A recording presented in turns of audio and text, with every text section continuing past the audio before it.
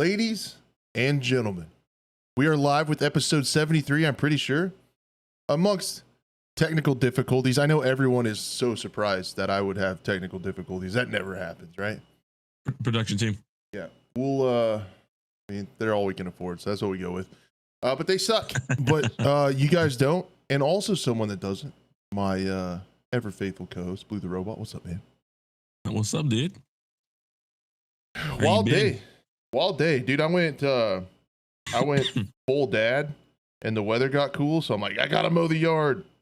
So I was like mowing the. I was Did mowing you the wear yard. the white New Balances and the long white tube socks and No, I need to. tucked in polo shirt? You know, I should. I got my yard's too big. I actually have a riding one. But it's a funny story. beer and a cup holder. You know. Oh, for sure. Yeah, I put bourbon in my water bottle and put it in a cup holder and drive around the yard. Usually I smoke a cigar too and drive around my yard. Full dad mode. Yeah. And my mower's called the Hon Deere. So it's a John Deere that my dad blew up, like the engine blew up. He said I could have it if I fixed it. So I put a Honda engine on it. So I call it the Hon Deere. The Hon Deere. Yeah. So I get on the Hon Deere, cigar, whiskey. Is it like a little, how many cylinders does a little Honda engine have? It's a V twin. It's a little 26 horse twin. Yeah. Yeah, we get her down the road. It's a definite upgrade. Put her from a 20 horse to a 25 horse. So it's got a little extra power. Little oomph. Yeah, should get around there. The old Hon Deere, man. Hon Deere. I like that. Yeah, I think we got a lot to talk about today. I think it's going to be hilarious when we talk about Summer Gamefest because you'll start to see how little I know about games that aren't shooters. So that'll be kind of hilarious. And yeah, we were going to go live also. So I got back to, dude, my mind's all over the place because this is wild. So I got done mowing. I was like, shit, I got to go get ready for the show. So I come inside, I start getting ready. Blue comes into the chat room, into the video call room. He's like, dude, your camera's jacked. I'm like, I know what's going on. So I had all the stories. Like I have all the the production team has all the tabs pulled up of what we're going to talk about the show on screen. And I had to restart my computer to get my camera to work. So I had to like re-pull. That's why I really online. I'm sorry. I'm sorry. A good fix for that. And it's not promotion. The Opera GX saves your tabs when you close it. I want to try that because it's got a bunch of like Twitch integration and stuff too, right? Yeah. I could click on like on the sidebar on Twitch, opens up a little thing, and you log in and see who's live, and you don't even have to be on the website. They got, I don't know if anyone still uses Facebook Messenger, but they got that if you want that. But I got it open for like Twitter and stuff like that, and I could just check quickly what's going on Twitter. Cool. All right. I don't have to open up a whole new tab. But again, if I had to restart my whole PC, it'll shut down Opera GX and then open it back up and all the tabs are still there. Give me that. I might have to check it out. I've heard a lot of good things about it for gamers and stuff. I switched over officially from Chrome. The only thing it doesn't work for is the webcam stuff that we use. That's when we were having those issues. I had to for Video Ninja. You have to use Chrome. Yeah. Dang. That's lame. Really? Right now, Cat? Anyways. Kitties know when you got stuff going on. I swear they do. He decided to clean himself. Awesome. But is that TOS or we getting banned? It's YouTube. It's fine. So Opera GX. The son is hanging out. The son is hanging out at his grandparents' house for the week too, which is nice. Oh, you get a little peace and quiet, huh? Mm-hmm. My parents like taking him for a week in the summer. So I used to do that when I was little. Go see visit my grandparents for like a whole week. That's awesome. Mm-hmm. I'm ready for that to happen.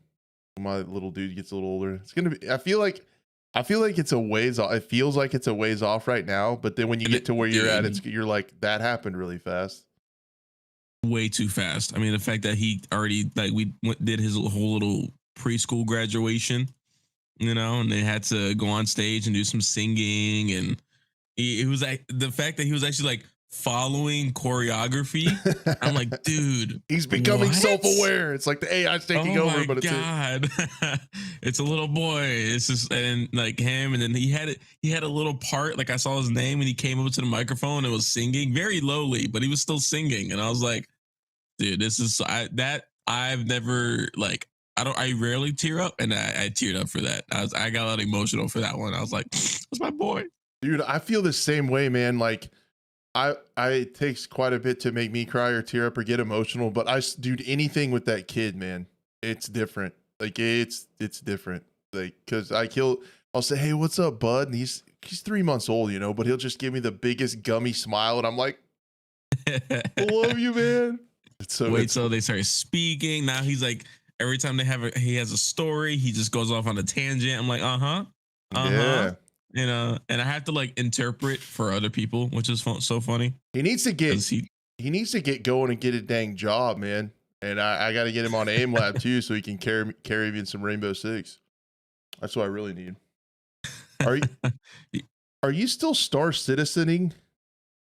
I'm hooked, dude. I don't get it. And it's even better now because the free flight, and so like real quick, there was like two major events, a brand new update, and a free play week. So all of that together bogged down the servers and broke the game. And I'm just like, dude, this game sucks. Like I'm sitting there like, this game sucks, man. How do people play this shit? And I was like, you know what? Let me give it a chance after and see how the game runs. And just this morning I was playing just to kind of get some stuff done. I did like 2 contracts. The server was at a decent FPS itself, because there's your in-game FPS and there's server FPS. And then, dude, I was like, oh my God, the game works. I could do missions. The AI shoots back. The freaking, you know, like I was like, dude, this is pretty cool. Okay, I can see, but yeah, I've already spent some money to upgrade some ships too. So they got you. That's where that $500 million comes from. I can see why people get to 1,000 pretty quickly. $1,000, people whales. You got some whales out there in space. I've talked to some people, and I was like, how much you got? How much you guys spent? And he's like, I don't know if I could tell you. I was like, is it over 1,000? He goes, more. 1,500 more. What the fuck, dude? Jeez, dude. And he just kept going, like, and then he shows me his ships, and I look at the price of a ship, and the ship itself was like $500, and you have a list. So yeah, you're definitely over $1,500, maybe over 2,000. Shit, a rich man's game. Into that game. But the thing is too, and I've seen videos, you can play with just a 45 and just grind from there too, and it's not like a grind. I heard that too.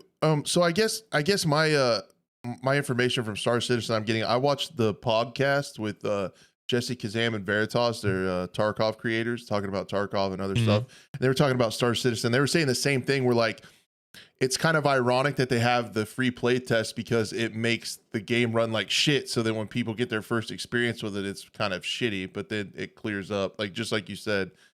And then they also said you can spend a lot of money and kind of skip everything, but they said it's almost a better experience if you go the cheap route and unlock and grind all the stuff yourself. Because if you kind of pay to progress, then you get everything and there's not as much to do. Like the journey of unlocking and getting everything is that's why it's cool. Like the only thing I've gotten, because I had a starter ship for like $45 and I upgraded that, and then I bought some paints.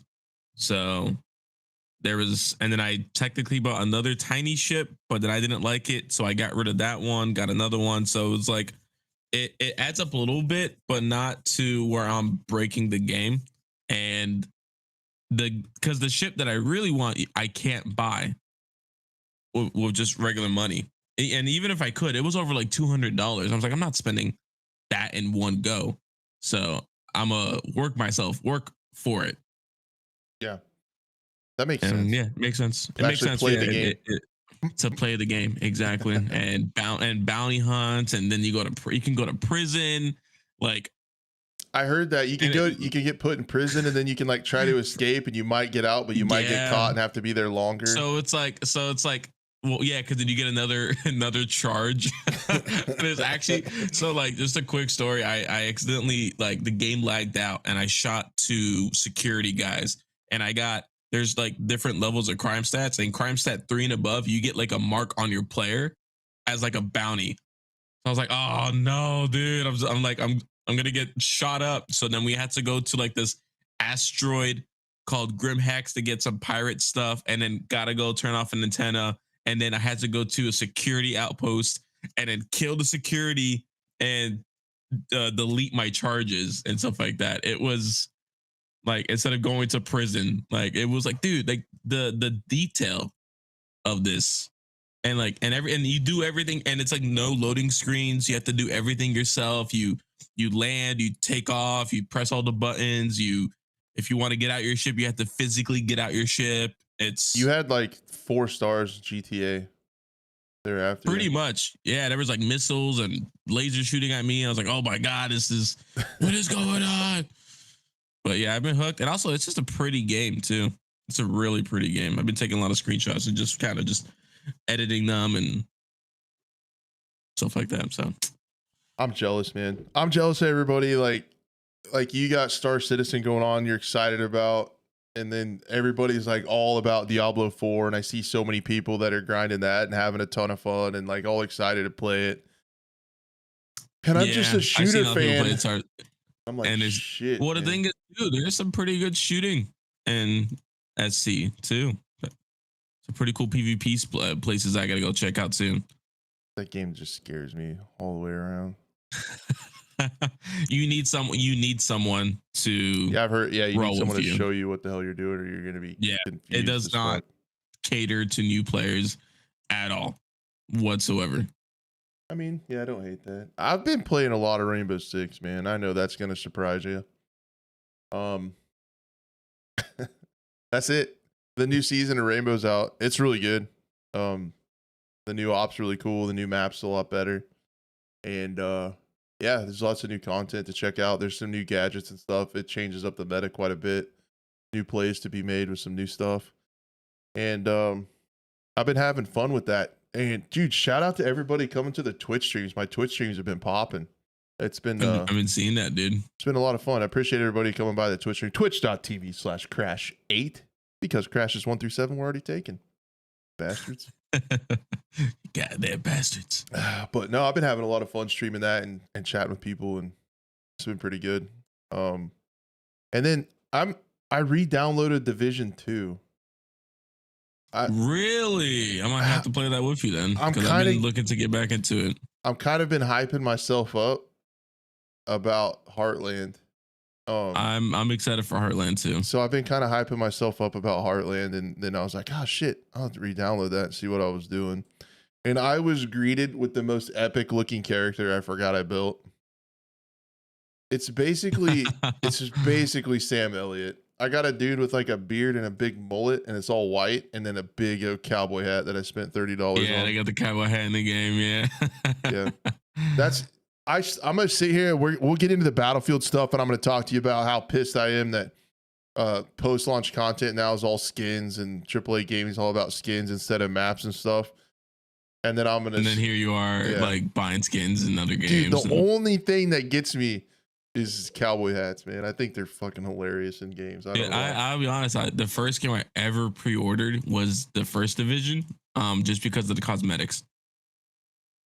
Got you. And even in the Division 2, I bought some cosmetics as well. That's kind of a game. But it's like if it's cosmetics, I'm okay with. If it's game breaking or it's pay to win, I'm not gonna pay for it, of course. I'm getting to the point where I'm kind of tired of cosmetics because that's how they're making their money, and there's no playable content in AAA games anymore.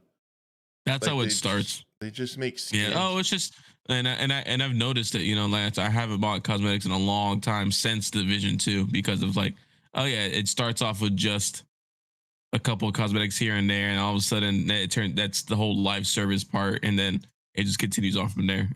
Where does it end? I'm just starting to realize, like, You know, the saying you hear everyone say all the time is like, it's just cosmetics. Like all the MTX, it's all cosmetics. You can't be mad. It's like, I can be mad if that means there's no fucking maps, man. Or like, no, actual gameplay loop that I enjoy. Content stuff. Like, Mhm. because I mean, that's just like Call of Duty. Like, it's really funny if you go look at like the Call of Duty Twitter account. Every day they're posting about skins. It's just skins. Like, check out this new bundle, And people are like, do you ever post anything that's not about skins? And there's no like maps or stuff anymore. And it makes sense, right? Like, why would they have a whole entire map team make a bunch of maps when they can just have a few artists make a bunch of cosmetics and make just more money? They have less players and they're making more money with skins. Exactly. So skins started out not a problem, but I think they're kind of starting to be a problem. And apparently, since I bought a cowboy hat, I'm part of the problem. You're proud of that's what they get you though. That's me. Just the cowboy hats, man. I think they're hilarious. I don't know why. I'll have to send you a screenshot of my character. It's hilarious. I'm pretty low level. I mean, to be honest too, have you played the real quick God, was it like the Warlord update in Division 2 when they go back to New York? Dude, that like it makes New York look like what it should have been when the first Division came out. I have heard. Well, I was just surprised to see. Elon got me right on Twitter. He's watching what I'm doing. I started looking at Division tweets. So I get all these Division 2 tweets recommended to me. I was surprised to see like year 5. That, yeah. Year 5's coming. Like they're still supporting that game. So I'm surprised too. Crazy. Yeah. So that's kind of like with Siege. You know, Siege is going into year 8. Season 2, year 8. It's just what just came out for Siege. It's still quite a bit of content. So I don't know.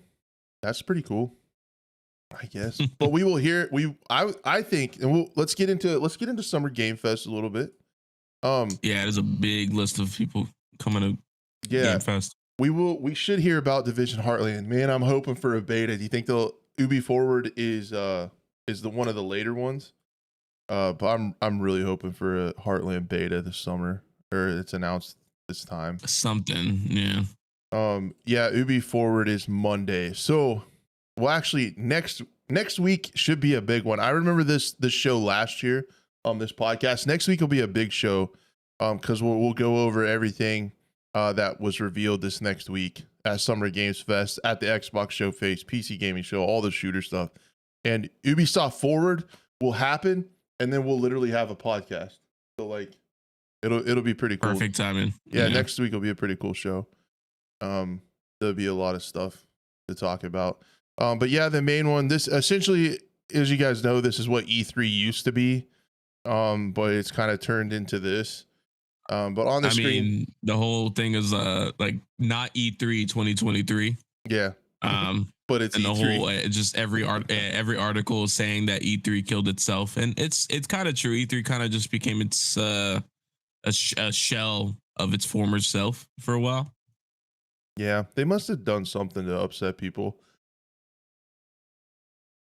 Yeah, I don't know the exact moment, but a lot of cool companies coming in.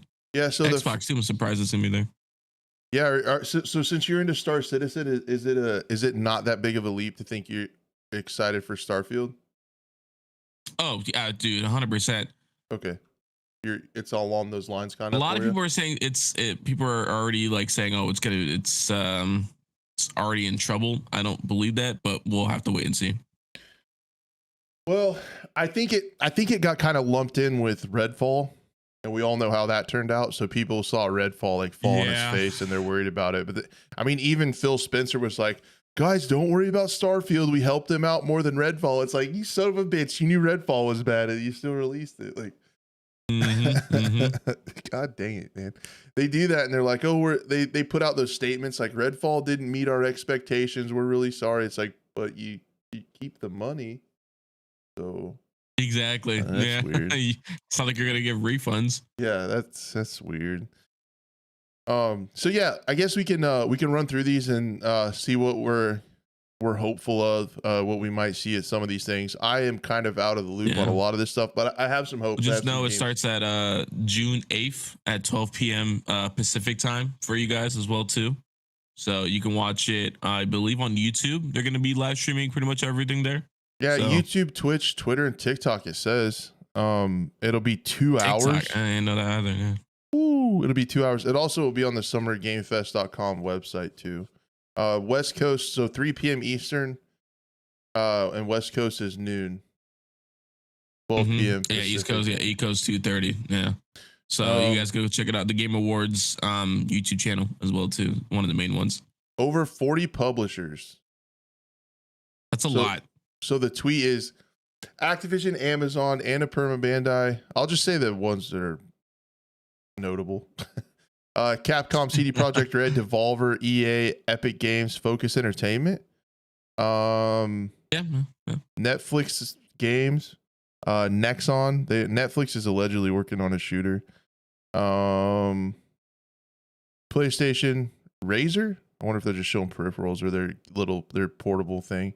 And you know what? Razer showed up to my university for some for an event, like basically like a Hall of Fame event, and they had some pretty cool peripherals coming in. They're actually like their microphones are pretty legit, dude. I hate audio. So if you hate audio, I would recommend looking at some of the new Razer mics, because it's kind of like a mix between like a USB and XLR. It's kind of cool. I'll check it out because I hate audio so much. So I know Amazon. So Activision is likely going to show. I really think so. Activision, I think, is going to show some season 4 teasers, which there has been a leak of Vondel, which is supposed to be a new resurgence map for Battle Royale for Warzone. I bet we get our first teaser of season 4. I bet Activision reveals that is a leak. Amazon Games is allegedly working on a Lord of the Rings MMO, but I think it's too early to be shown here. I don't know what that'll be. Yeah. Especially after what just happened with Gollum. People are not gonna trust that. Oh, that was bad. And there's another Jordan says, cue the apology.jpg letter that everyone uses now. Yep. CD Projekt Red is supposed to be DLC is coming for Cyberpunk. EA, I'm not sure what they're gonna do. They're starting to show a lot of stuff with like F1 and FIFA, and potentially something with Apex.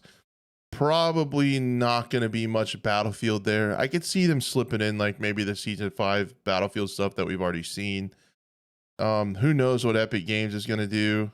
Focus Entertainment. Am I getting them mixed up with New World Interactive? Does Focus Entertainment do Insurgency Sandstorm? Yes. I want a new game. I want a new shooter I want the next Insurgency game. Ready for that. Yeah, Focus Entertainment. Yep. I can't remember. I think Focus Entertainment does Warhammer and stuff like that. Okay, Never I was mind. off. Am I thinking of New World Interactive? New World Interactive, yeah. NWI. Okay, that's who does. And they're not here. Insurgency, yeah. Sorry. Shit. Yeah, NWI does Insurgency. Focus Entertainment does like Warhammer and stuff like that. So gotcha. I did hear some rumors about another Warhammer game coming out. And I've been meaning to get into that whole franchise eventually. So I guess now might be a good time. Let's look. What does Focus Entertainment do? Where they do other stuff. I believe Focus Entertainment has Aliens. Oh, they did Atomic Heart recently. That's where I've seen their stuff. Yeah. There's a new Aliens Dark Descent coming out as well too. Why is my internet terrible? How is the stream even working? Hello? Atomic Heart. Yeah. There's a bunch of SnowRunner. Oh, they do Insurgency Sandstorm. Yeah, you're right. Okay. Never mind. Yeah, it is NWI and Focus. It's NWI and Focus Entertainment. Wait. So is New World Interactive the developer? Is Focus the publisher? I don't know. I'm sorry. I don't know too much about. We're the greatest of video game FPS. This is great. This is barely know what we're talking about. This is great journalism. This is good stuff. You guys are learning a lot here. SnowRunner, dude. I've wanted to get a steering wheel and play games like that for a while. We haven't done it, so I'm scared of what it'll do to me. Um, yeah, so EA might show some of that stuff. Not sure. Um, Focus, yeah. Next thing, Netflix. So Netflix, I remember now. That's where the former director of the latest Halo, from 343, went to Netflix to design something new. I think that happened so recently. It's a pretty far stretch to think we'll hear anything Who about knows? that. I think it's way too Who early. knows what's gonna happen? Nexon, so that is Embark Studios. So low key, really hoping for an R Creators beta announcement from Nexon. Like that would be super, super cool. I mean, the timing's right on that. They just announced that it's going to be PvP extraction. Looks amazing graphics wise. Everybody's pissed about it, but me. I'm kind of excited now that it's PvP. I'm excited for another. I'm excited. Yeah, I'd rather have the PvP extraction with PvPvE as well too. So you're gonna still have the PvE aspect, but then now you get to fight other people and extract. Dude, count me in. And with some of the operators, the raiders that they've talked about, there's going to be looting and crafting and all kinds of cool stuff like that too. So really hoping Embark Studios says at the end of an Arc Raiders trailer, sign up now for the closed beta in 2 weeks or something. And then their website goes on because everyone logs in at the same time. Yeah. So that'll be cool. PlayStation has all their stuff. Yeah. Steam. Could we see them expanding the CS2 Counter-Strike 2 flights? I'm hoping more, to be honest, if Steam somehow starts bringing out some more virtual reality stuff, in my opinion. That wouldn't surprise me. They always do crazy stuff. The Valve Index is great. It's expensive, but it's great. I don't think we'll get into Ubisoft and Xbox here in a little bit, but I don't think it's gonna. They have their own event, so I can't see them showing all that much at the initial Summer Games Fest deal on Thursday because they have their own event. So I think most of their stuff is going to be then. Then you have Devolver Direct from Devolver Digital. That's going to be May 10th. Wait, no, that's when they announced it. Holy shit. It's going to be the 8th of June on Thursday as well, later on in the day, kind of afterwards. The other things that we are interested in this week, the Future Game Show is going to be Saturday, June 10th. Every once in a while, there's some shooters in there. That's where we could see about some more indie titles, potentially games like Witchfire and stuff like that. The other thing about just getting back and being terrible at doing podcasts, with Summer Games Fest and EA being there and Respawn, do you think it's still too early for the Star Wars FPS game? I think it might still be too early. A little bit, because it's not just another FPS game. There's also an RTS game coming out. Yeah, there's like 6 or 7 Star Wars titles in the works. Yeah, I'm excited. I'm a huge fan of their older Empire War Star Wars RTS. So I'm excited to see if we get just a Star Wars Empire War 2. And as for the FPS, I really want something that fills in the gap that was Battlefront 2. Yeah, it's especially since they shut down development and for that game. I was so sad. But you got Battlefield 2042. Why are you sad? Don't be sad. This is just how it works out sometimes. It's crazy though, because the modding, you see, but there's mods for Battlefront 2, and the modding community has basically made Battlefront 2.5, which is insane. So I'm just excited I'm just keeping my eye out so much for that Star Wars FPS. To be honest, Respawn's making it. Listen, this is a far-fetched idea. I don't know if you ever heard of a Star Wars game back in the day called Republic Commando. Yeah, basically the special forces of the clones. Like, if they somehow announce a sequel or a remake Republic or something Commando like that 2, what would you do? I would freak. I would scream your pants and forget who you are for 30 minutes. I'd be so excited to see that.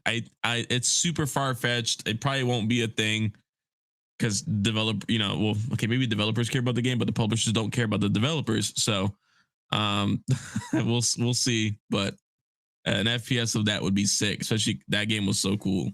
But That would be pretty cool. I'm just that's a I doubt it happens, but it could, but it won't. it's a doubt. It's a doubt. But I mean, I'm excited regardless to see what I love Star Wars. I'm excited to see what new IP comes out, if it's something new. We're still waiting on another Star Wars game that was announced. I can't keep track of all of them, so that's why I'm just focused on the FPS. Well, this one was it was weird. It was I don't even know what it was supposed to be. If it was supposed to be open world or story driven. I forget what it's called, but they had a really cool trailer for it, and had the guy with the drums and stuff like that, you know. Yeah, but it was made by that one studio that had a lot of scandals in the past. It was supposed to be like an open world MMO. It hasn't been Star Wars. It hasn't been shut down. It's just there's just no news on it. Man, what was that called? It was I don't know. We'll look it up while we're talking. I'll try to look it up while we're talking. So the next thing that's gonna happen, Star Wars Eclipse. Sorry. Yeah, Star Wars Eclipse.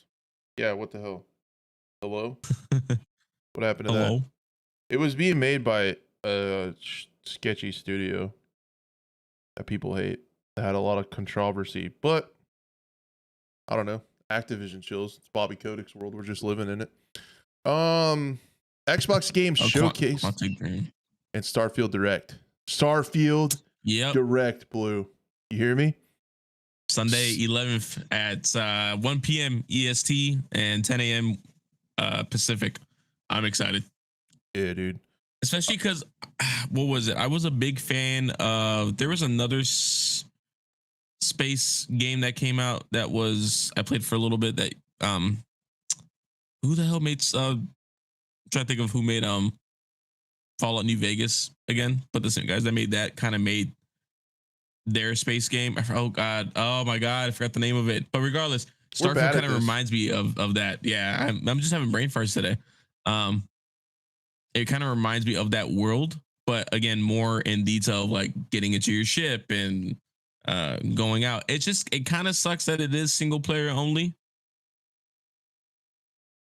You know, apparently there's no plan for co-op. There's no plan for multiplayer. I believe so. I think that's what they were talking about. Really? I thought it was co-op. I mean, I haven't been paying that much attention. Yeah, well, it won't. So the thing is, though, it won't be a multiplayer game at launch, but it doesn't mean. Apparently, that it's like you're not supposed to. You know, it doesn't suggest that there is multiplayer in the works. Can I do? It's apparently just single player. Can I do a hot take? What? This is a hot take.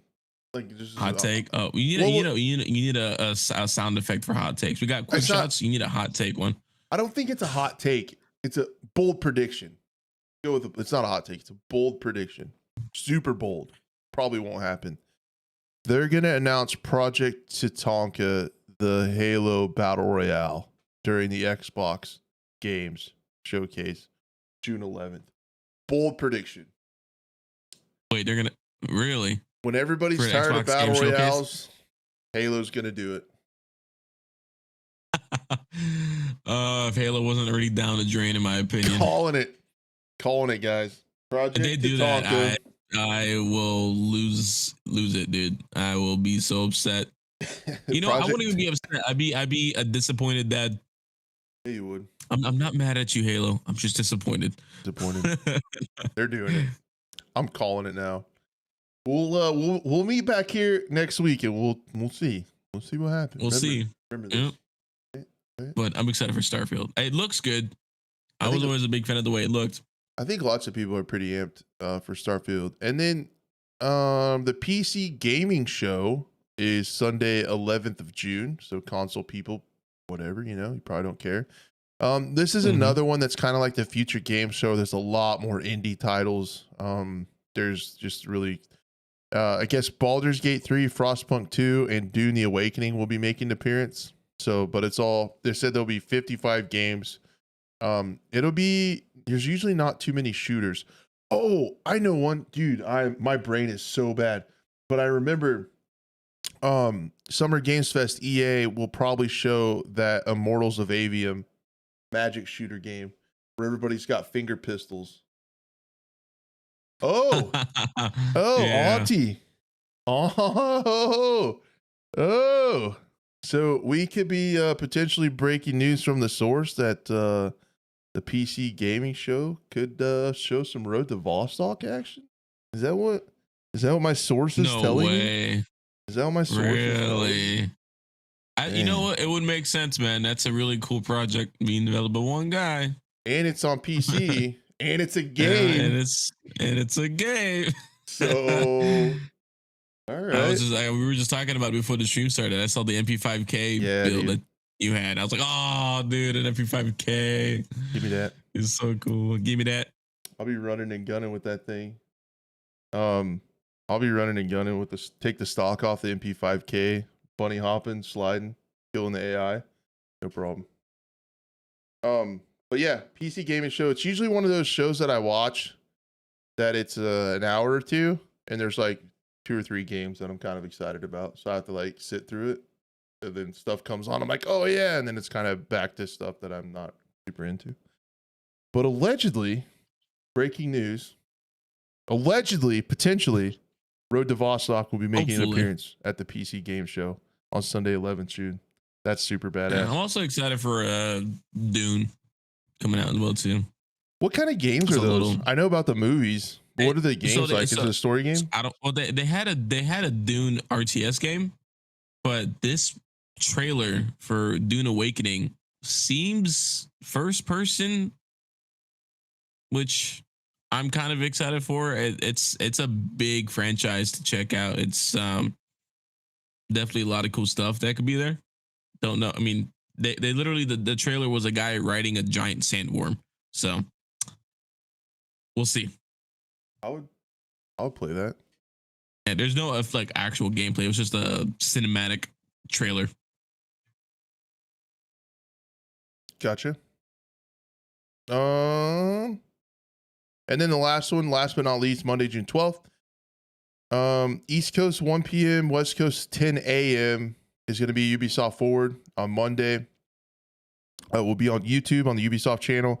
It will showcase. There's an excellent chance we'll see Assassin's Creed Mirage. This will be the next installment of the longer running Assassin's Creed. Yeah.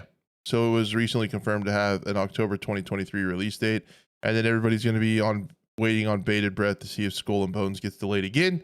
But what we are excited about on this program is Division Heartland. So as we talked about earlier, I'm excited to see what they have. I really just feel like it's right, man. I've built it up in my head that they're going to show it, and then they're going to be like, and starting now, you can preload the beta. I'm doing it, man. Yourself hyped up, and then it's not going to happen, and you're going to get your hopes down. And I'm hurting for a game. I've done so that bad. with too many games over it. the past years, man. Dude, I remember when oh God, what was the expo that showcased World War III?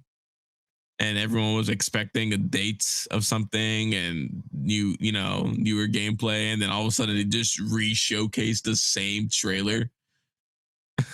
Someone made a gif of me of putting down my headphones, standing up and walking away. Yes. I don't want to. I'm not getting my hopes up for anything else ever again. That'll break a guy. Just let it come my way, and if it's cool, it's cool. If not, whatever. That'll break a person, man. But yeah, so that's it. Oh, duh. What else do they have? Would they be showcasing? X Defiant. I really bet we'll hear something about that. I'm pretty sure we will. Yeah. The Call of Duty clone that everyone asked for. To be honest, I'm gonna say something that's probably gonna get me ridiculed, ostracized. I look forward to your letters. We'll see you in the comments. I look forward to your comments and your letters and emails, tweets. X Defiant almost has a market now because Call of Duty has bastardized its 6v6 multiplayer so much in favor of Warzone, in favor of DMZ. That's getting all the content. So true, like arena shooter COD 6v6 players, I think will I think it'll find an audience with disenfranchised multiplayer players. Multiplayer players? Yeah. Yeah. People that play multiplayer. All right. I think there's enough people that are upset with the state of things to where you have, you kind of look at it where you're only getting like one map a season for 6v6 multiplayer, which used to be what Call of Duty was, right? It was about 6v6 multiplayer. You had campaign, you had multiplayer, you had zombies or spec ops. Like that's what you had. And there's that huge amount of people that played that. And now if you look at like a roadmap, like all the new content goes to the free modes, and the people that paid for multiplayer are getting like hardly anything. I've noticed it because I enjoy playing Search and Destroy sometimes. And the map, I don't even play that often. And I get really old. It gets really old seeing the next season. And it's like, dude, I play like once or twice a week tops. And I'm tired of the maps. I can't imagine like a true COD multiplayer fan that plays all the time. It's so old, man. And yeah, the next COD is going to get all hyped up pretty soon. So that's going to start pretty soon. But so I think I'm most excited people are going to spend the money. Yeah. Oh, they'll buy it. Yeah, they'll buy it. And they've proven that they don't need to keep their players happy because people are buying more skins. They've had less players over the last quarter and made like 800,000, almost $1 billion more with less players, but less concurrent monthly users. So they don't really care. So I guess to say things I'm looking forward to most, an out of nowhere Star Wars FPS announcement would get me excited. I'm hoping for Arc Raiders beta. I'm really hoping for Division Heartland beta. I'm really excited to see Road to Vostok, what they got to show at what he has to show, not they, one man, at the PC gaming show on Sunday. So I'm excited for that. And yeah, I think it'll be a lot of cool stuff to watch. This time of year is always exciting to me because we're just in such a drought. Like the holiday season's like when the new games come out. And by now in summer, I feel like games, especially shooter games, are really starting to drag this time of year. And it's cool to have a little shot of, some hope or something new to see. Maybe something cool come out of it. Yeah. Have to wait and see. Cod Is Now a skin store with a game attached to the side. As long as you got the drip. Are you ready for that? Was a lot of stuff. But next week's show. It's a bit, yeah. We're gonna have a lot of stuff to talk about next week. I think unless it's like completely nothing to talk about for shooter fans, I think next week's show will pretty much just be a Summer Game Fest react show. Like it'll be like a post show recap. Yeah. So stay tuned. Yeah, especially because it ends on Ubisoft Forward. So yeah, I'm excited. Next week's show should be fun. We might build it up a little bit. Talking about. Oh yeah, cool. I'll make a trailer. Yeah, Sunday, Monday, and then we'll have a show. It's gonna be awesome. I'm just excited. I love doing the show. Thank you guys for being here again, and thank you for listening on the podcast.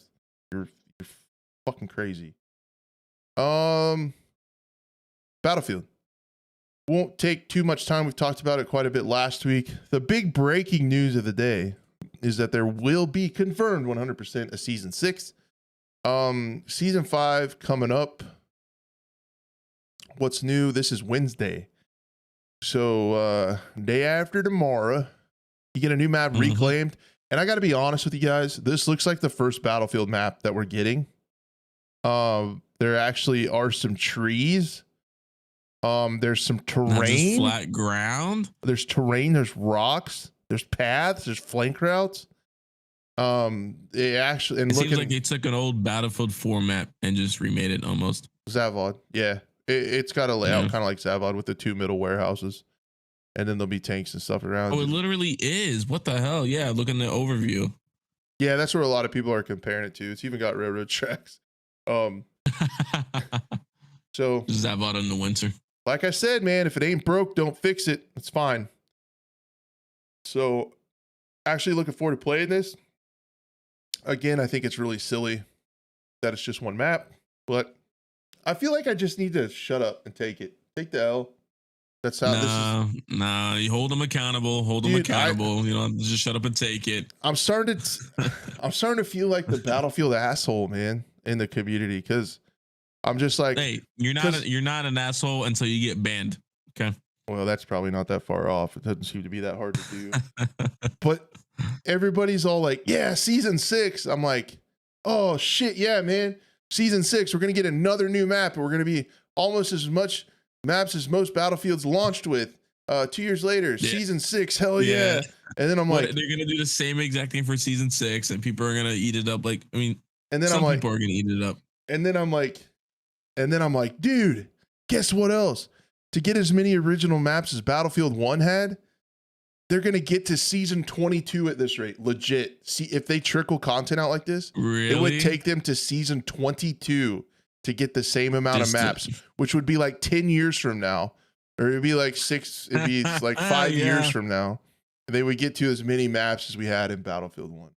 And I feel like I'm the only one saying that. And then a lot of people in the community are excited. They're not killing the game, which is great. Appreciate that. So glad they're supporting it. Like, truly glad they're not giving up, especially for people that really enjoy this game. It needs to die off. I thought about it after, and I was like, I mean, like, I still want the next Battlefield to come out, but because I just want to see if they make up for what they did for 2042. Yeah.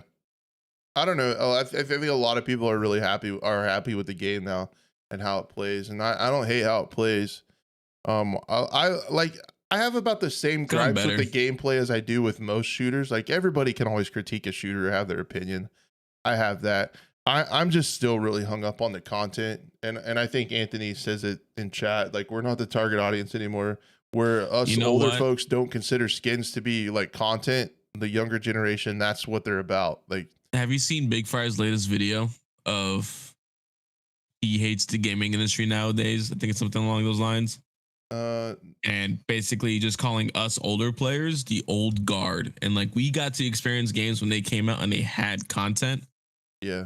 I think nowadays it's just not about that. So it's like up to us to hold them accountable still. But I mean, again, yeah, the younger generation, they love. Dude, take a look at how popular Fortnite is, and all these the DLCs and content's all about buying skins and making your character look cool and stuff like that. And that just applies to every single game nowadays. Yeah. It's bad. So I'm just like, season 6 is great. Everybody's like throwing up like fireworks and excited that there's going to be a season 6. And I'm like, dude, they're literally taking what we would have gotten in one Battlefield 1 DLC and dragging it out over 2 years. And people are happy about live service. Yep. And I'm just like, I guess I just need to shut up and be happy. Put a smile on. Well, you can see the focus when you look at season 5's update, just how much more there's their focus on cosmetics, vehicles and operators than there are actual physical content. So, yeah. Anyway, whatever. So, season 5, bright side, map looks great, guns look fun. Get a G36. This I think is like it's like a different G36 now, or is it the actual? No, it's just like a G36. But it's like a GEW or something like that. That's what they call it for the it's just copyright reasons. Because the XCE bar is actually the TTS Exceed in real life. Bullpup sniper rifle, bolty. It's really funny in the trailer. Their narrator called the G36 a bolt action assault rifle. So the G36 is a bolt action. Oh, didn't know that's what bolt actions do. Yep. And then you have the technically there's a bolt in it. I mean, he's not wrong. It is a bolt, and that is where the action occurs. Yeah, no. I thought about doing a short. I thought about doing a short where I got some of my bolt action rifles and like kind of told people, no, this is a bolt action rifle. And then take my AR and like, this semi-automatic action. But YouTube does not like gun content. I've experienced that firsthand. Yeah. So No, that's exactly right. Like people complain about premium, but like if you buy one skin, that's more than you would have paid for premium a lot of times. Um, Yep. so then they have the BFP 50, the big framed pistol. I saw where you're trying No to way, go that's with what that. it stands for. That's what they said it stands for, the big framed pistol. But it's a Oh deagle. Lord. It's a Desert Eagle 50. So those are the weapons. And then I'm really not that excited about grenades. So the grenade spam is kind of bad. And they said they want to combat that by taking away explosive from transport vehicles, which is great. But while trying to address grenade spam, they nerfed Irish's APS Sentinel, which is a hard counter to grenades. They nerfed it to where it has a cooldown period. And then they added 3 new types of grenades. So I think, in my opinion, with the spring grenade, anti-tank nade, mini grenade, and the RPG, that there's probably going to be some more nade spam. I feel like it's going to kind of get worse, not better, my opinion. But I'm not a game designer, so I'm just an idiot on the internet that struggles to do a podcast. So yeah, we are still at an abysmal amount of maps. The gameplay is okay. This new map actually looks like a Battlefield map, and I'm kind of excited to play it. It's going to be a little bit of a shame if there's only a few more maps and the rest of them are this good, because it looks good. It's got definite Zavod vibes. There just seems to be, like, looking at these screenshots, there's just a lot more cover. There's a lot more terrain. There's actually trees. There's actually buildings. There's outposts. It's not just a ship stuck in the desert. I wonder how much is going to be destructible. Not much. Yeah, it's the same. I think from what I saw from some old Jack Fragg's Battlefield 3 video that he put out, because the shutting down Battle Company 2 and stuff like that. Mm-hmm. And watching him play that, and the fact that there was just so much action and destruction going on around him, and I was like, dude, this is what I miss Battlefield. So like, I wonder how much destruction is gonna be a part of this game. I know there's some trees falling down, some low wall barriers. That's about it, Yeah, so how I think it's going to work the same. So if you see on the side of this building, from what I saw when they were shooting RPGs at it, the frame of the building stands up, stays all the time, but these little squares of walls you can break out to, like, pre-made little breakout areas is all there is for destruction. So it's not like it used to be where you could flatten the whole thing. Yeah, I think nade spam's going to be a little worse. The other thing is, dude, I feel like I'm such a minority right now with this game and being frustrated with it still. Mainly the amount of maps. The other thing is they're bringing more spread to just assault rifles. So random bullet spread. So your bullets go in random places. I don't get why a lot of Battlefield players like that. And it seems to be, I seem to be in the minority with that. A lot of people. It's supposed to imitate recoil in a weird way, and why don't you just have the gun have its recoil? Yeah, well, and people say, like, people will say, like, they have the argument where you have to learn to tap fire. I'm like, that's easy. I'm sorry. Like, they're saying it's higher skill because you have to learn to tap fire. I'm like, no. If you want the games to be harder, or the guns to be harder to master, what's a better feedback loop, in my opinion, is the bullet goes where the sight is, but there's more recoil. It's predictable. You have to learn to manage the recoil. I think learning a recoil pattern, and you have direct feedback on the screen to tell you where your bullet's going, give the guns more recoil, so it takes more skill to control that. I feel like there's so many games where I have to like, if I want to learn the recoil pattern, I'll shoot at a wall and I'll see where the gun goes up or down and stuff like that. But if it's a random, then what's the point of trying to predict it? And if I just got a tap fire, that's not skill. I'm sorry, that's not pure skill. I've argued that point so many times before, and I've gotten shit on it. Like, dude, how is random tap firing better skill based gameplay? And I mean, there you just said it. You're adding randomness to it, and like, you can't count for true randomness. The other thing to me that makes more sense, just from a player's experience with a game, if the bullet stays coupled to the sight and you get more recoil, and you're a new player, you're not as good at controlling recoil, you're not good at tap firing, you're going to see your sight leave the target and you're going to be like, oh, I didn't control, I missed it.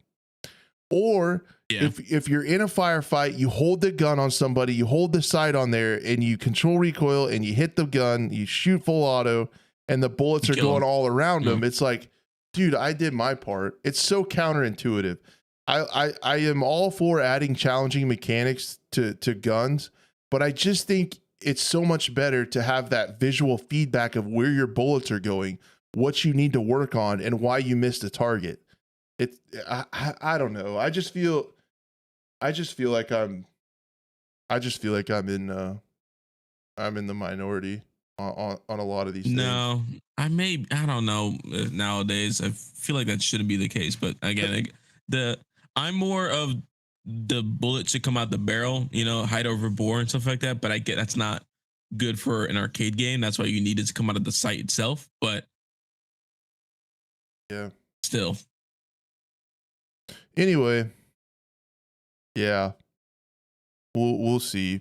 I might make a video about it and give my opinions on these things, and then just see how many people roast me in the comments. But what I've seen is a lot of players from like the Battlefield 3 and 4 days, a lot of the competitive players and stuff want spread. They like to learn to tap fire and stuff, and they're upset with how they're implementing it because they're just putting it on assault rifles. So the SMGs and everything else will be laser beam still, but ARs are getting the spread. Not even LMGs? I'm pretty sure just ARs. I wonder why I've seen so many 20 kill streak LMG compilation, Yeah. I don't know. It's the way it is. You can tell it is because that's how it is. I don't know of anything else, but I'm excited to play the new map on Wednesday. The new guns will be cool. I hope that they change it to where not everyone is using the RM68 because everyone uses that gun. It's super strong.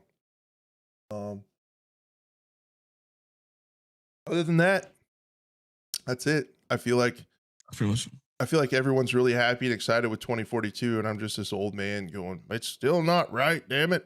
I don't like to be like that, man. I want to be happy. I want to play games I enjoy, but it's just like, it feels so wrong to get such little content and be happy with it. You know what? I've learned to shut off my brain sometimes when I'm just playing the game, just in order for me to enjoy it.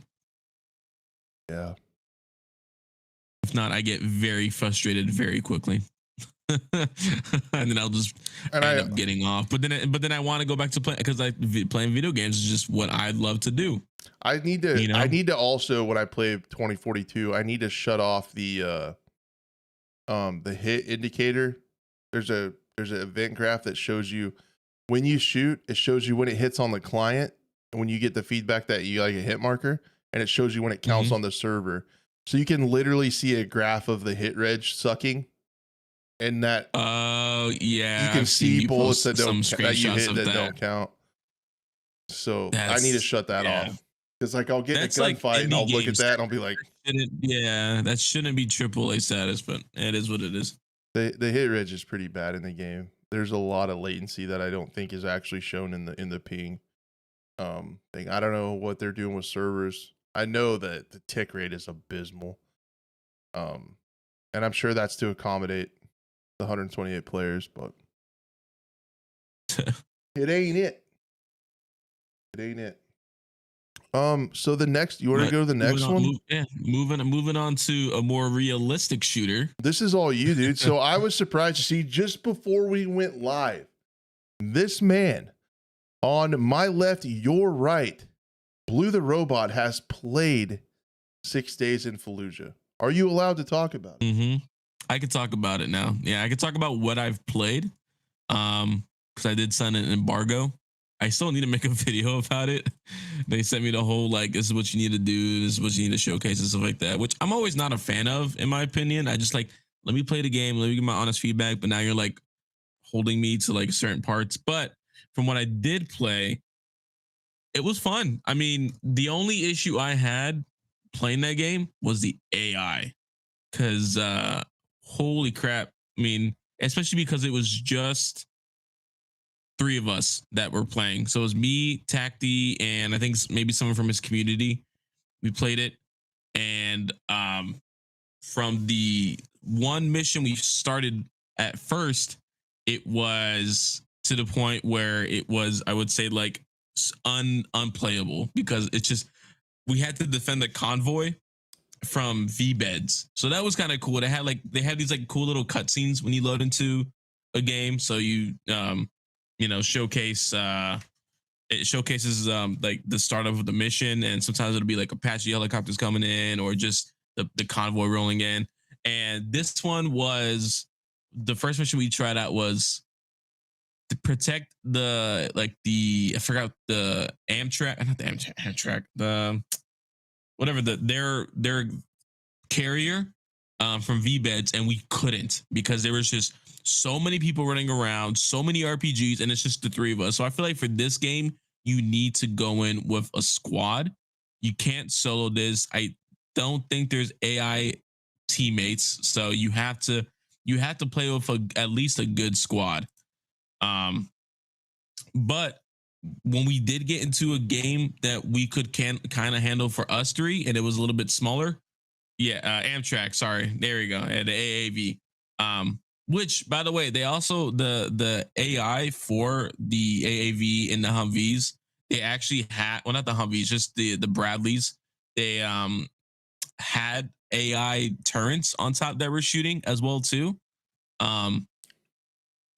So we had that as well too. I just feel like the co-op just needs a bit more work, in my opinion. I think there was also like, I was expecting procedural generation for a mission, but this one didn't have the procedural generation. So I was kind of confused on that as well too. I think like, because we knew exactly what building was going to be where at the same time. So I don't know if that was just because the way Tacti was hosting it and stuff like that, or I think that could have been part of the embargo as well too. It did help out with recording footage, but I wanted to see what the procedural generation was going to be as well too. But there was, like, I guess starting from like the start of the mission, we did have to go in. We had to go to a headquarters for the local militia that was in the area and take it over. So we had to eventually, first we were like walking up to the wall, and then mortars started coming in. So we had to go and take out their motor section, which means we had to go up on the rooftop. We had to clear rooms. The cool part, I will say, is the voice inside of buildings, because we had to talk within the game itself. We couldn't talk to Discord. You can talk to Discord, but the issue with the game is that your mic is always on. You cannot turn it off unless you just completely lower the voice volume. Oh, so there's no default. It's always defaulted to voice activated. It's not, you can't turn it to push to talk. You can't turn it to, I mean, technically it is push to talk, but it's always on. You can't turn your mic off. dang. So that it's kind of annoying with that. Like sometimes, okay, I get it. It's a mechanic in the game where talking and you hear the guy behind the wall, or if you have to talk, you have to on the radio, you have to lower your weapon and your guy actually reaches up to his chest. But just little things like that, I was like, why is that a thing? I get what they're going for. They're going for realism. They're going for the immersion. But it's also a video game at the end of the day, in my opinion. But you know, that's maybe I'm in the minority when it comes to this. And I'm already seeing where it has the ready or not fatigue syndrome, is what I like to call it, where, you know, what was it? The AI, but not that, sorry. The hell was I just saying? Sorry, I just read the comments. Yeah, I literally lost my train of thought. Oh yeah, he's just saying that maybe where you were is like a real life thing, and that's why, which makes sense, and it's based off, because all this is based off of real missions, real stories. It's kind of cool because like you kind of get some really cool, like when you're loading in, you get some quotes from some of the Marines that were actually there. It's kind of like, you know, when you die in Call of Duty, you get like those quotes that pop up. Same thing with this, except when you load in and stuff like that. The Amtrak as well too had a really cool. Actually, watching the video brought it up. Like if you die in the game, there is a way to respawn, but your team has to go up to the Amtrak and hold X to respawn you. Interesting. So, yeah, so they had that. But other than that, I mean, the gunplay was pretty cool. The AI were pretty immersive and intense. That's They cool. weren't That's what I was just, worried about. yeah, I thought they were just gonna be, robots walking around, but no, they actually like they run and take cover. Some of them they do just run out in the open, but I guess that's kind of what you expect from the way these guys fought, anyways.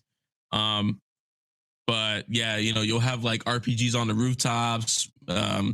You'll have murder holes. Like when we went inside one of the buildings, there was a piece of sheet metal, but in the middle was a cutout hole, and the guy would shoot out from that hole. So you had to like, oh shit, Dang. step back and actually shoot through the sheet metal and stuff like that. So,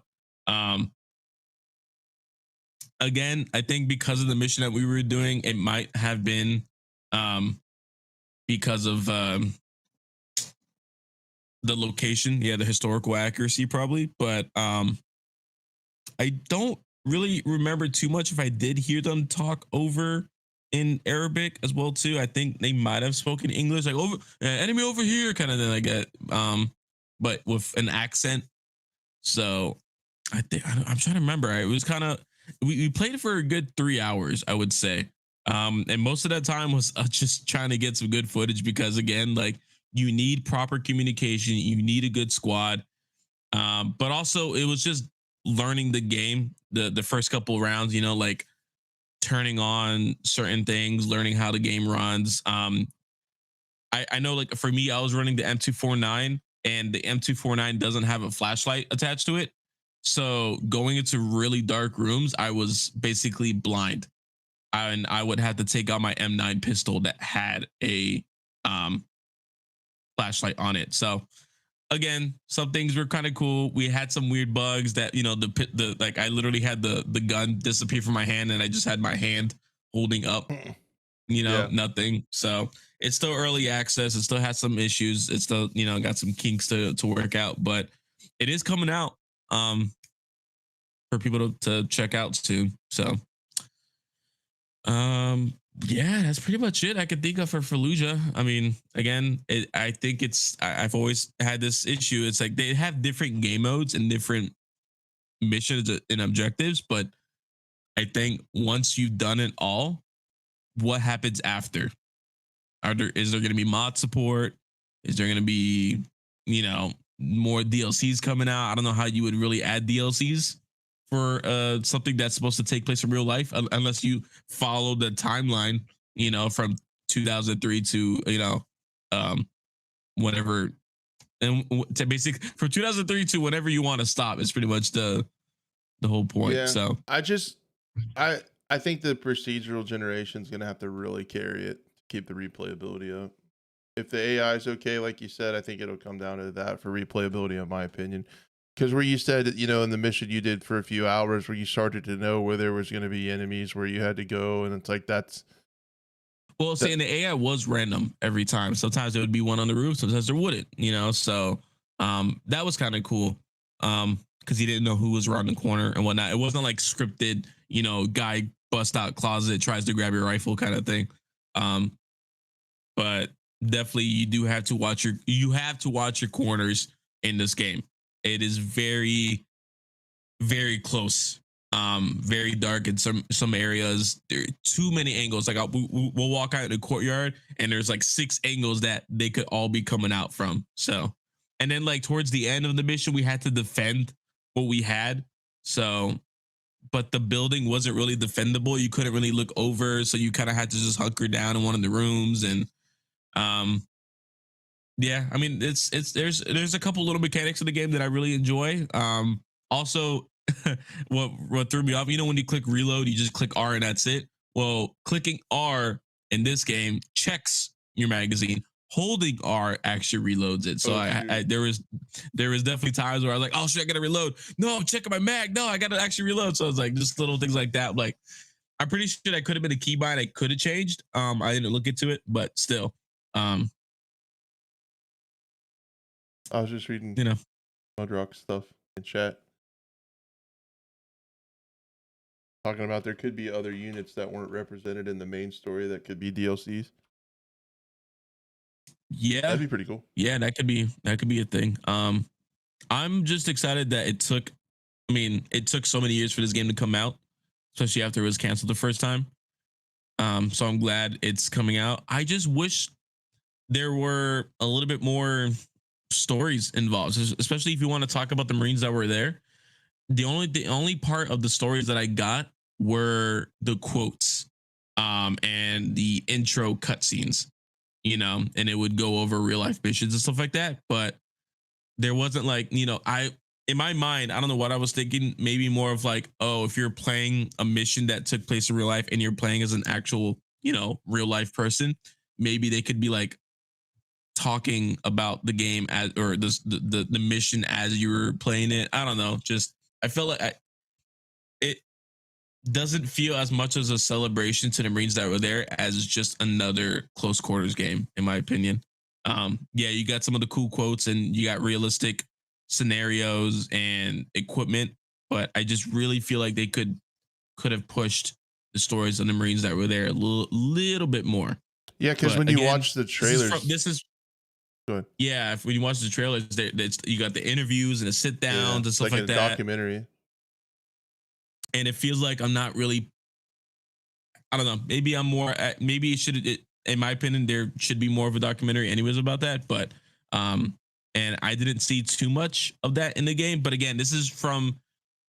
Take everything what I say also for a grain of salt, because from what I played was just the version that I was able to showcase and play. I wasn't able to really check in on anything else. I was only able to play those missions. So we'll see when the game actually comes out. I think what they really just wanted us to show was the gameplay aspect. So like getting hit while, and you check for blood and stuff like that. It's like when you get hit, you actually got to check yourself for blood. And if you're not bleeding, you're good. You move on. So that's a pretty cool mechanic. No, I mean, it sounds pretty neat. I wish there was more like buddy team stuff too. Like, let's say like if you did go down, your guy could carry you, or drag you at least, because like this one is just like if you go down, you get incapacitated, you just crawl. So gotcha. But no, I think the graphics are better than I thought it would be. From what I can see, the graphics look pretty clean. Yeah, it was a pretty game. Also, we heard like the prayers happen as well too, and that really added to like the ambiance of the entire situation. Like as we're fighting, there's freaking prayer happening. And that's just the way it was back then. So, yeah, no, cool. I feel like I'm a bit more, what's the word, harsh on this game than some people are. But maybe that's just me. Maybe I am in the minority of critiquing this game. Just a negative person like me. What's your problem, man? What's your problem? But then it's like people are like, well, you play Star Citizen, that game's a scam. It's like what it is what it is. But anyways, it was fun playing with Tacti. It was fun playing with shout out to one of his community members. Yeah, so shout out to him. He was the one who got me a chance to play it. So I was Greyman Lifestyle. I did not expect. Yeah, I was not expecting to even try it out. So yeah, now we're talking about 6 Days in Fallujah. It's a game that's talking about that one of the bloodiest conflicts since I think they said 1968. And what kind of showcase of what the Marines went through. And the one thing that I'm sad that you didn't get to see is I really am dying to see that procedural generation in action. And it sounds like that wasn't in the demo that you played yet. No. So I'm really wanting to see that because I just want to see that take off in other games. Yeah, and there is no like official like level to level campaign that I've seen. I think it's all multiplayer. So that's another thing that I was. How do you? I mean, expecting. What don't you pick your mission? Aren't there like different missions, different stories? You can pick your missions. You could pick. You could pick the time of when it takes place. So you could be like, I can go here, do this objective at night, or I could do this objective at sunset. So that's kind of cool that it was there. But And as for the gunplay itself, the gunplay was fine. I mean, you point the gun, you shoot. You use the mouse wheel to switch over from looking over your sight to looking through your sight. So that was kind of cool for like close quarters. You look over your sight, and then when you have to take your long shots, you just scroll wheel up and you look through your sight. The M249 was actually also not even. I forgot to mention too. Not the M249 was actually pretty controllable. I was expecting for this game, for how slow it is, to just kind of go all over the place, but you can't bipod as well too on ledges, which I was kind of upset about. But you are able to, I believe, what was it? Also look over your sight for the M249. You were and the sounds as well too of shooting indoors and shooting outdoors was amazing. So, but yeah, it sounds like there's some good stuff. There's some stuff that I wish was included a little bit more. But again, this is from the demo I was able to play, and who knows when the actual game will come out, how much more content there will be. So yeah, the audio seems insane. I'm looking forward to that. Yeah, there was some times where I don't know if the AI. There was times it's like the AI felt like it was shooting through the walls, like if the AI was tracking us, because they just kept shooting over and over and over again. I'm like, I don't know if they're just shooting just to shoot, or they're shooting at us, or what's going on, because they'll be on the rooftop just spraying their AK, but there's no bullets coming towards us. I was like, what's going on here? I feel like they're shooting through the wall. Man, right now. That's what I'm worried about, is like you have the AI, plus you also have AI that's allegedly interacting with a map that changes all the time. So that the AI is going to have to be able to navigate itself around a procedural generated map. It's not going to have be able to have set paths and stuff like that, which is like, seems like a lot going on the back end. Did you have to hot swap the saw barrel? No, I was answering in chat. Yeah, no, there's no hot swap barrel. Just, that's the thing. It's like, I feel like if they wanted to go more realistic, there could have been so much more they could have done. But it is what it is. No negative press towards the devs. Again, they did a good job for what is out right now. Dude, it's super ambitious, and like it's something new and unique. Exactly. With the storytelling element to it, and I look forward to giving it a try. I'm really dying to see the procedural stuff and how it works. You got to go in for group though, so just know that this isn't a game to play solo. You need friends to play with you. So, and you need good communication as well too. So. Communication is the key to a good relationship. You heard it here first. All right. It's almost time. Oh, I'm ready. I drink some water. I only have one. I only have one, man. Oh, there it is. What's that? Was that really quiet? There you go. Seemed kind of normal. Man, how many times is it gonna reload? I can.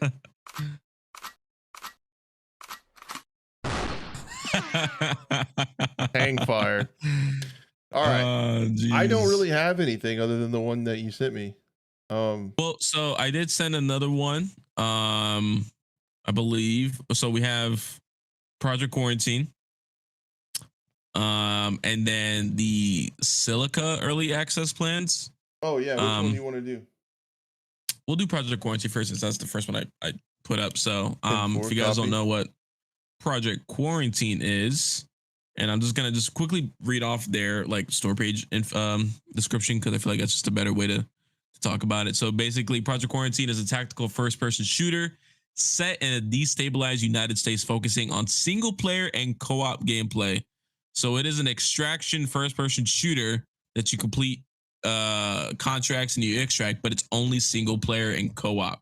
So a lot of people I know were upset about that because they wanted multiplayer, but I feel like hell, even Tarkov could benefit from like just a single player co-op mode as well too. If maybe there's multiplayer coming down the line, but I'm not so sure exactly. I did talk to some of the devs from that game as well too, and they recently put out a couple of days ago. Actually, I was kind of late to this information. They put out a roadmap for this game, and it's chopped full with new stuff coming out. So they separated it into 4 quarters. So yeah, quarter 1, 2, 3, 4, and it's all coming out this year, which is a big thing. So let's see if they can stay on time schedule and actually come out with these things. But the first one that's coming out is all about AI and a new map for Patreon members, including a new weapon, the SRS-A2. The AI is already getting better. The AI in the game is kind of cool because they actually take cover. I mentioned in a video that whenever I was shooting, all the AI would come to my position and I would basically take out the map in one go. They fixed that, so they're listening to me, which is kind of cool. They even mentioned in the comments like, "Oh, we'll look into that" and stuff like that. So it's like, okay, that's cool, awesome. There's going to be different difficulties you could set the AI to. They have the AI will actually move around and flank you. They actually communicate with each other, which is so they're already better than Tarkov. I've never heard of.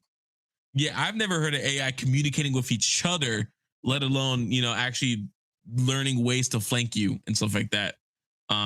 So that's pretty cool. And then you got the quarry map, which is only in a blockout mode, which is again no textures. It's all grid squares and stuff like that. It's very basic. But in quarter 2, that map will come out as well as a inventory and UI layout just completely changed. It looks a lot better. It's kind of giving me the Thunder Tier 1 UI vibes of like setting up the mags in your plate carrier and your chest and stuff like that. Including right now in the game, you just have like your plate carrier and a chest rig.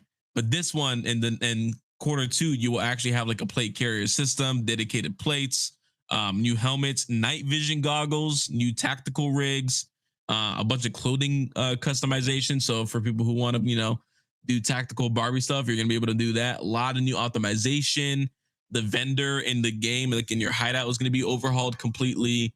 And 3 new weapons, the MCX Virtus, the MCX Rattler, and an AK-74M. So we got that coming in quarter 2. Quarter 3 is crazy as well too. Quarter 3 and quarter 4 are probably my favorite ones because in quarter 3 you're gonna have a new gunsmithing technology, or not technology, but like a new gunsmithing mechanic. You're gonna be able to tune your firearms and stuff like that as well too.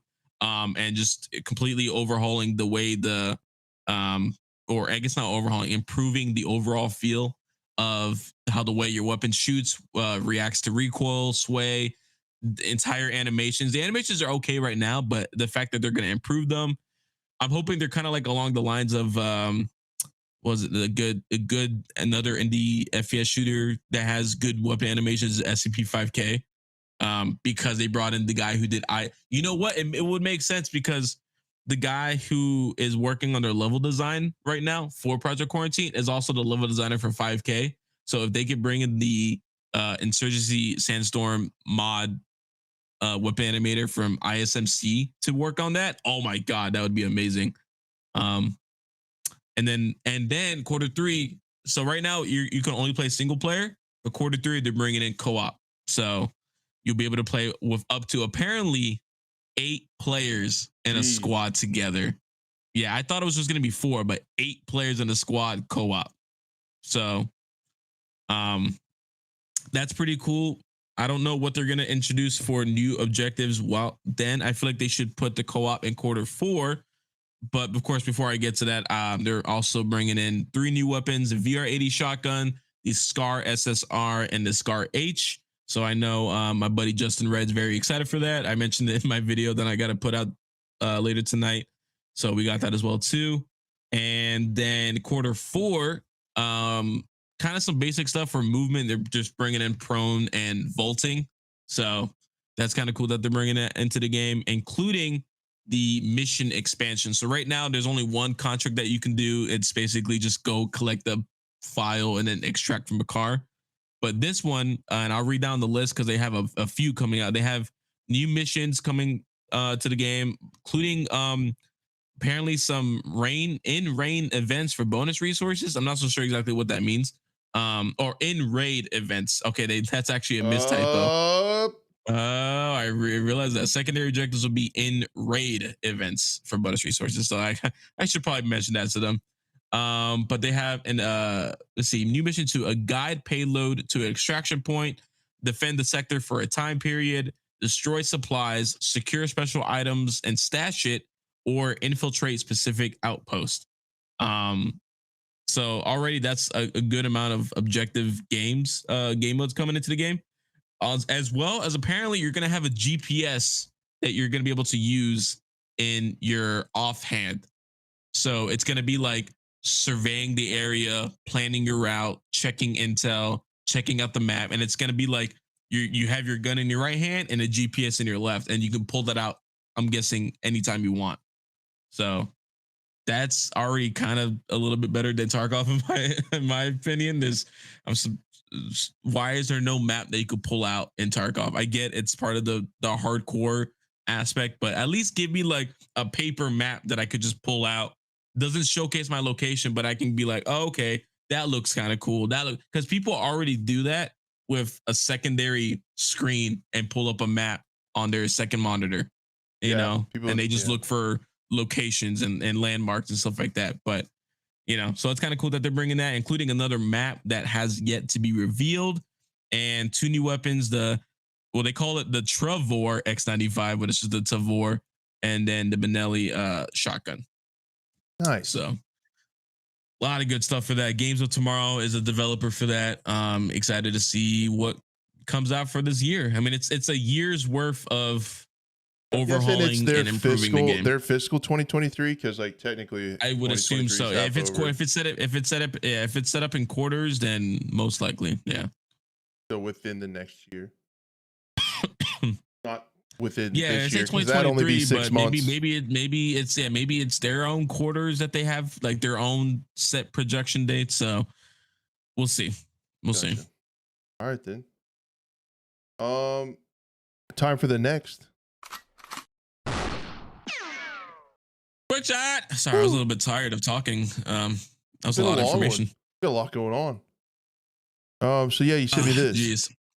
Yeah, Silica. So if you guys don't know what Silica is, it's a FPS RTS hybrid made by one guy. This guy. So the guy talking on screen right now, Martin Bellatrix.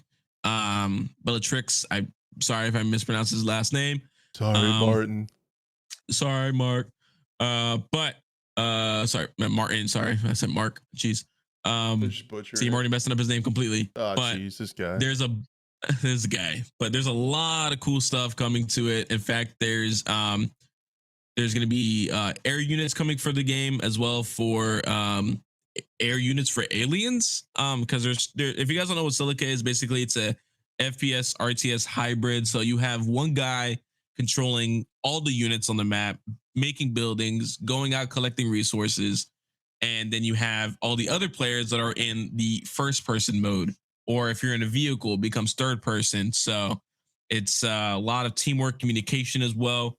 And what comes with that, so right now there's no VoIP in the game. Now they're including a VoIP system and a ping system, so you'll be able to communicate with your fellow humans and or alien bugs as well too. It'd be kind of funny to just see like bugs talking with each other.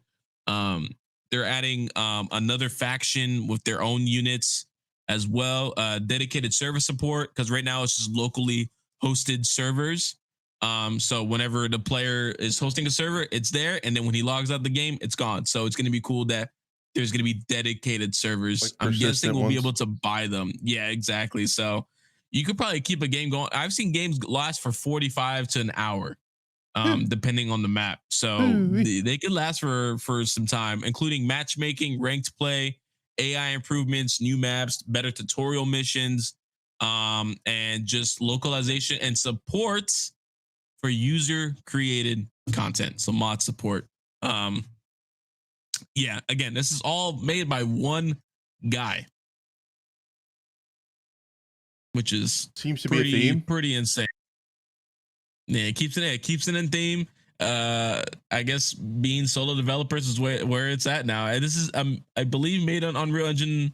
I don't know if it's 4 or 5. I might be 5. I have to talk to him again as well too. But yeah, I just hope there's definitely, you could tell that there's some jankiness behind it. The weapon animations are kind of basic when you reload. It's kind of just like lowers weapon, hears weapon reload sound, brings weapon back up. So, um, yeah, it's World War III. Jesus Christ. Uh-oh. Silica. Freudian slip. Yeah, Silica is going to be a really cool game to play. It's actually one of the best early access games to come out recently as well too, in my opinion, because it actually runs and it's actually fun. It's kind of rare to see early access games come out, especially if it's just one developer. So Yeah. the air units are going to be kind of cool. They're going to be, there's going to be like a bomber. There's going to be transports. There's going to be Apache hover helicopters. It's all really cool stuff. So that's really unique with the RTS. So there's like one commander that sets up and calls the shots, and then you execute it. If you're like the commander like they're building the units, telling people where to go. He could command specific units, or he can even like click on you and tell you where to go. You don't have to listen to him. Yeah, if this guy's a real mark. This guy's a real mark. Can I just tell him to piss off and do my own thing? You probably could. Right. Now you could probably actually say it in person too. Yeah. So, and it's also, a lot of people compared the bugs to like Starship Troopers, which is kind of funny. So it's kind of like Starship Troopers RTS, but in first person as well too. Yeah, I'm naive. There is an actual Starship Troopers FPS. RTS game. Oh, that's an RTS. Oh. Yeah, it just came out actually. Not just came out. It came out about a couple years ago. I feel like at this point, but it's still relatively new-ish. I live such a sheltered FPS life. Gotta expand your horizons from Battlefield. Okay? Lots of stuff out there, man. I'm just Rainbow Six. Yeah, Project Quarantine. I'm excited for. I'm excited for the Silica update. I'm gonna be interviewing the developer as well too. In fact, I might even have him come on the show if he gets onto the program. Onto the program. So all right. Well, it's just cool that I have him reaching out to me, which is kind of cool. As it's kind of like, oh, this is kind of cool. This is different. I'm the one reaching out to people. So, but yeah, that's other really than cool. that, no, I'm down. And that's for the quarantine or for Silica? Martin, Silica. Yeah, Silica. That's cool. Yeah. All right then, dude. What a program. That was a program. 813, perfect. That's exactly what I thought we were ending around. So. That was a lot of stuff. And everyone's talking about McDonald's in chat, and literally my wife wants McDonald's for dinner, so I'm probably gonna go get McDonald's. I had McDonald's for lunch. Dude, do you want to know? You want to know story time with Crash real quick before we go? Story time with Crash? Yes, please. Dude, I had the worst effing lunch period of my life today. People were pissing me off. Dude, I'm just old man on the porch swing again. Man, this is bad. So I went in, I get my workout in, bench pressing 405 pounds for 10 reps. It's easy. It's what I do. It's fine. Get that done. Okay. It's like, okay, I have a child now. I'm really broke. So I got this coupon for Subway. I can get 2 sandwiches for $9.99. Oh wow! Yeah, 2 footlongs for $9.99, just like the old $5. It's usually $10 for just. It used to be $10. Now it's $10 for just 1 footlong and a drink and a soda. Or 15, yeah. So I'm excited about this coupon. So I'm doing my last couple exercises on triceps, finishing them out, burning them out. Get on my phone. Got this all planned out. Got to get back to working from home. So I type all this stuff in, type in my order, hit send. Cool. I gotta run by, I gotta grab some gas for the mower, then I'm gonna get my sandwiches. I get a phone call from the lady at Subway. She's like, "Oh, we're out of ham."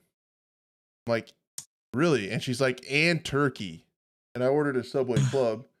So I was Lord. I was like, "So can you just substitute like a different meat? Like, I don't really care. Like, just put like salami or some shit or bologna. I don't give a shit. Just to get the sandwiches done."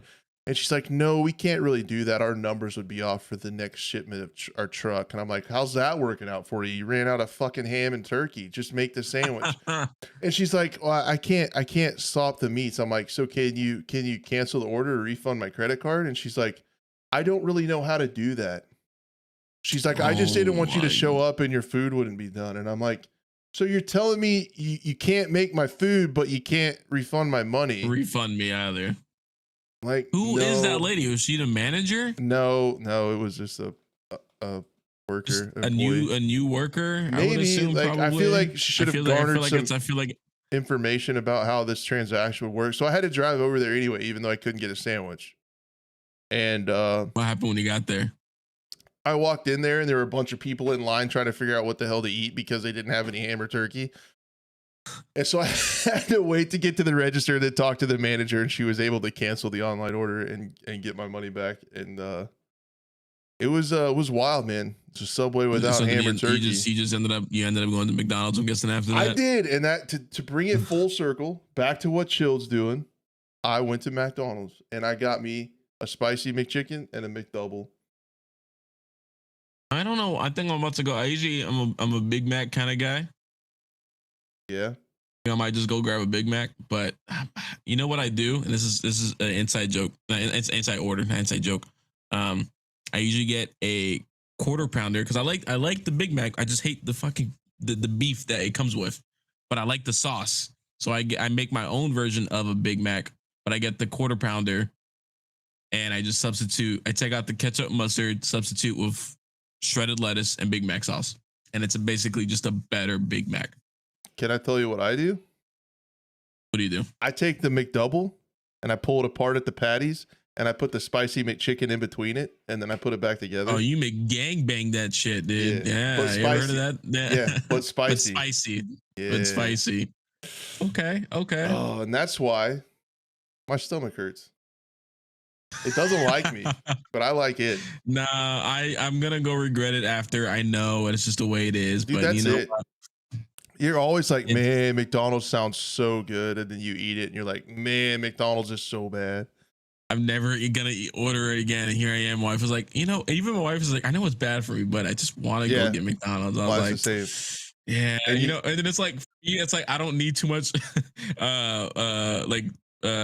reasoning. I can just I don't have any self-control when it comes to that. I'll say in my mind, I'm never gonna eat McDonald's again. If someone goes, hey, you want to go to McDonald's? Like, I mean, if you're offering, if you're gonna say it, I'm not gonna say it first. She's like, fine, you're like, I'm never eating McDonald's again. And your wife's like, do you want to go to Mick? And you finish Donald's. Yes, let's go. I already got the keys in my hand. Let's go. Let's go. Oh, jeez. Yep. That's it, man. So I had a sweet lunch break. I had to deal with all that. And then I was late getting back to work. Nice. Because Subway was out of ham and turkey. Nice. But you also, do they got dollar drinks at your McDonald's? Like all drinks are $1. Yeah, I believe it's get you a crispy ass Coke, man. It's so crispy. You know, we recently tried the whole Sprite thing just to see, because I never really drank Sprite at McDonald's, and people always say it's more carbonated and they say it's spicy. I don't see a difference. I don't taste the difference. I don't really feel the spiciness. My wife says she does. She goes, "Oh yeah, it is. The Sprite's kind of spicy." I'm the Sprite, what do you mean it's spicy? That'll curl my toes. Woo. Really? I was drinking it like it was nothing. I did the fry Sprite combo, but I didn't really. Dude, McDonald's Sprite makes me cry, man. It makes my eyes water. What? I don't know. That's crispy. All right. Whatever. All right. Maybe you're just immune to crispy Sprite. I don't know. Guys, we're gonna quit rambling. It is S tier. It's something different. There's something different about it. S tier. Yeah. All right, let's go. I'm hungry now. Okay, yeah, we're all. That was a great show. Thank you guys so much for hanging out. That was fun. It's a great episode. Next week, big stuff. Big episode next week. Summer Games Fest post show. Like, I call the whole week a post show. So we'll talk about Xbox Direct, Ubisoft, PC Game Show, all that stuff. Next week will be a big show. Monday, right after the Ubisoft Forward. So we'll be live reacting to that and reacting to everything from the week and weekend. So tune in next week. Should be a really good one. Shout out to all the podcast listeners. Appreciate you guys so much. Everyone in chat. It's been a really fun episode. Thank you so much. Blue, appreciate you, man. Everybody. Appreciate you. Have an awesome week, and we'll hopefully see you on the next one. Later, everyone.